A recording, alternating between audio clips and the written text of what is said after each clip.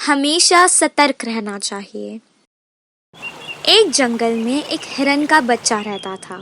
उसकी एक आंख नहीं थी, इसी कारण वो हमेशा परेशान रहता था। जिस आंख से उसे दिखाई नहीं देता था, अगर कोई उस पर उस आंख की तरफ से हमला करे तो उसे बिल्कुल भी दिखाई नहीं देता था। उसके सभी मित्र उसे कंडी कंडी कह के उसका मजाक उड़ाते थे, जिस कारण वो हमेशा दुखी रहा करता था। मेरे सभी मित्र कितने खुशी से खेलते हैं, मैं ही उस आग की वजह से हमेशा चिंतित रहती हूँ। ना जाने कौन सा खतरा मुझ पे वार कर दे, पता नहीं इस खतरों से मैं कैसे बच सकूं।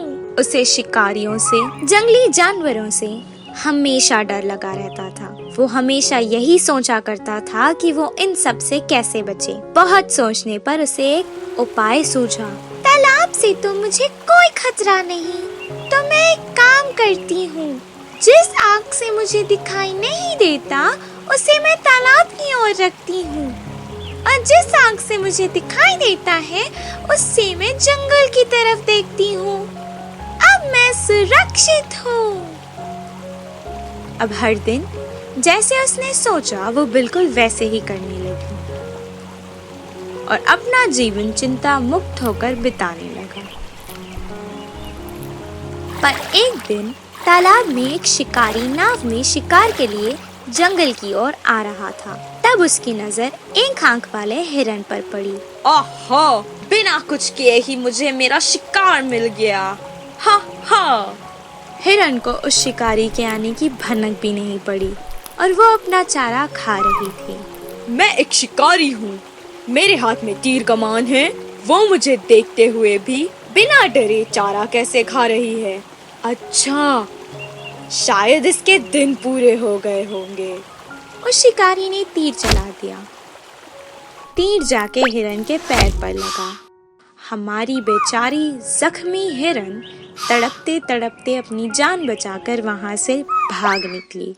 मैं गलत थी, मैंने सोचा कि मुझे तालाब की ओर से कोई खतरा नहीं है, पर आज इसी सोच की वजह से मेरी जान भी जा सकती थी। जंगल में रहने वाले जानवर तो कहीं से भी सुरक्षित नहीं है, उनके लिए संकट कहीं से भी आ सकता है। उस दिन से वो हमेशा सतर्क रहती थी और हर तरफ अपनी नजर रखती थी। इसीलिए कहते हैं कि सतर्क रहने में ही हमारी और हमारे जीवन की भलाई है। एक भले कबूतर की कहानी। एक जंगल में एक कौवा और एक कबूतर रहा करते थे। कबूतर एक बहुत खुशहाल जीवन बिताता था और उसको जितना खाने को मिलता था वो उसी में खुशी खुशी खुद भी खाता, तो वो उसे अगले दिन के लिए बचा कर रख लेता था। जो कोई भी उससे मदद मांगता था वो उनकी मदद जरूर करता था। पर कौवा ऐसा बिल्कुल नहीं था। जितना अनाज उसे खाने को मिलता था वो उसे खुद ही खा लेता था। वो कभी अगले दिन के लिए कुछ बचा कर नहीं रखता था और वो सब जानवरों का मजाक उड़ाते रहता था। एक दिन अचानक तेज हवा और बारिश होने लगी। ऐसा लग रहा था कि तो कोई तूफान आया है। अम्मू, इस बारिश में मैं तो कैसे भी गुजारा कर लूंगी, लेकिन मेरे मासूम बच्चे इस सर्दी और बारिश में कांप रहे हैं। अब मैं क्या करूं? ऐसा लग रहा था कि कोई तूफान आया है। उस तूफान में कबूतर का घोंसला टूट गया। कबूतर रोने लगा। पास में ही उसे एक कौवे का घोंसला दिखाई दिया। कबूतर अपने बच्चों को लेकर कौवे से मदद मांगने उसके घर गया। दोस्त, कौवा बाहर आया और कहने लगा, हाँ, क्यों बुलाया मुझे? कबूतर ने कहा, दोस्त, इस बारिश में मेरा घोंसला पूरा टूट गया है। इस सर्दी और बारिश में मेरे बच्चे भीग रहे हैं। मुझे और मेरे बच्चों को घर में रहने के लिए आज रात जगह दो ना अपने घर में। तब कौवे ने जवाब दिया, मुझे और मेरे बच्चों को घर में रहने के लिए जगह बस नहीं हो रही है। अब तुम्हें कहाँ से जगह दें? जाओ किसी और से मदद मांगो। कौवे का जवाब सुनकर कबूतर अपने बच्चों को लेकर खरगोश के घर गया। खरगोश ने उसकी मदद की और उससे और उसके बच्चों को रहने के लिए जगह दी। सुबह जब बारिश रुक गई तो कबूतर ने नया घोंसला बनाया और जंगल के बाकी सभी सदस्यों ने उसकी मदद की। कबूतर ने अब की बार बहुत मजबूत घोंसला बनाया था। कबूतर अपने बच्चों के साथ इस नए घोंसले में खुशी खुशी रहने लगा। कुछ दिन बाद उसी तरह दोबारा तेज बारिश होने लगी। इस बार कौवे का घोंसला टूट गया था। बहुत देर तक लगातार बारिश होने लगी। कौवा अपने बच्चों को लेकर हर जानवर से मदद मांगने गया। किसी भी जानवर ने उसकी मदद नहीं की। अब हर जानवर को कौवे का स्वभाव पता था। निराश होकर कौवा अब कबूतर के घर गया। जैसे ही कबूतर ने कौवे के बच्चों को बाहर बारिश में भीगते देखा तो उसे उन पर दया आ गई। अయ్यो दोस्त, बारिश में क्यों भीग रहे हो? अंदर तो आओ अपने बच्चों को लेकर। कबूतर ने उन्हें अंदर आने दिया और खाने के लिए भी अनाज दिया। जैसे ही सुबह बारिश रुक गई, कौवे ने कबूतर का धन्यवाद किया और दोबारा अपना घोंसला बनाने लगा। कबूतर ने भी उसकी मदद की और जो उसने किया था उस पर पछताने लगा।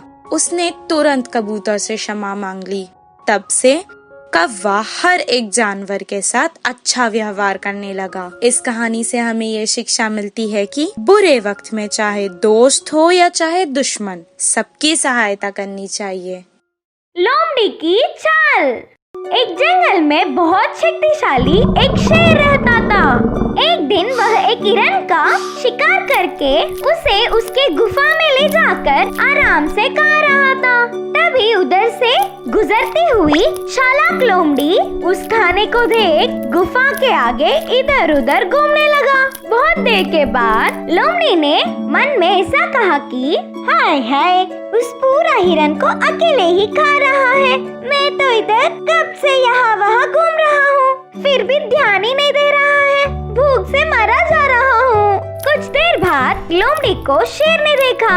हिरन के मांस के लिए ही राह देख रही है करके उसको पकड़ लिया। फिर भी लोमड़ी की सच्ची सोच उसको पता ही नहीं करके क्या बोलता है सुनेंगे करके ऐसे पूछने लगा कि क्या कर रहे हो उधर? जंगल के महाराज शेर, अब से मैं आपकी सेवा करने वाले नौकर बनना चाहता हूँ। आप जो बोलेंगे वो सब काम करके इधर ही कहीं एक कोने में रहूंगा। दया करके कृपया मुझे एक मौका दीजिए मेरी सेवा करने के लिए। मैं बिल्कुल नहीं मानूंगा। सच बोलो, मेरे शिकार बांटने के लिए ही ऐसे बातें बना रहे हो ना? ना, ऐसे मत बोलिए महाराज। अब हिरन को खाने का इच्छा तो बिल्कुल भी नहीं है। मुझ पर विश्वास कीजिए। अब मेरा जीवन आपकी सेवा में अर्पित कर दूंगा, कसम से। अच्छा ठीक है, तुम्हारी कसम अब मैं माने बिना रह सकता हूँ क्या? ये खाने में तुम्हें चाह नहीं है करके मुझे समझ में आया। तुम पहले मुझे इसे पूरा करने दो, फिर यूं ही बातें करेंगे। बोलते हुए लोमड़ी को रुला के खुशी से शेर भोजन खाने लगा। महाराज शेर अकेला ही पूरा खाना उसके आंखों के सामने खाने से अंदर ही अंदर उसको बहुत दुख हुआ। आखिर में उस लोमड़ी से उसे किसी भी तरह का उपयोग ना होते हुए भी जाने दो ना करके उसको अपनी सेवा करने की अनुमति दी। बचा हुआ खाना खा लो, शेर ने कहा। तब से शेर शिकार कर रहा था और लोमड़ी ऐसे ही खाते हुए अपना पूरा पेट भर रहा था।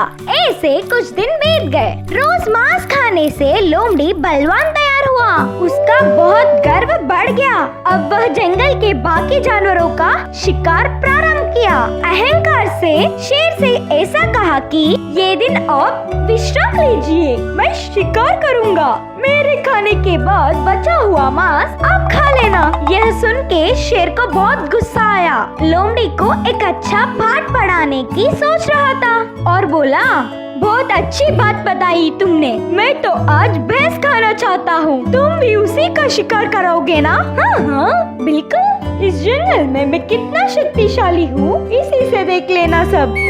अकेले ही घास खा रहे भैंस को देख शिकार प्रारंभ किया, लेकिन बलवान भैंस लोमड़ी को मौका दिया ही नहीं। उसके सींग से लोमड़ी पर वार कर दिया।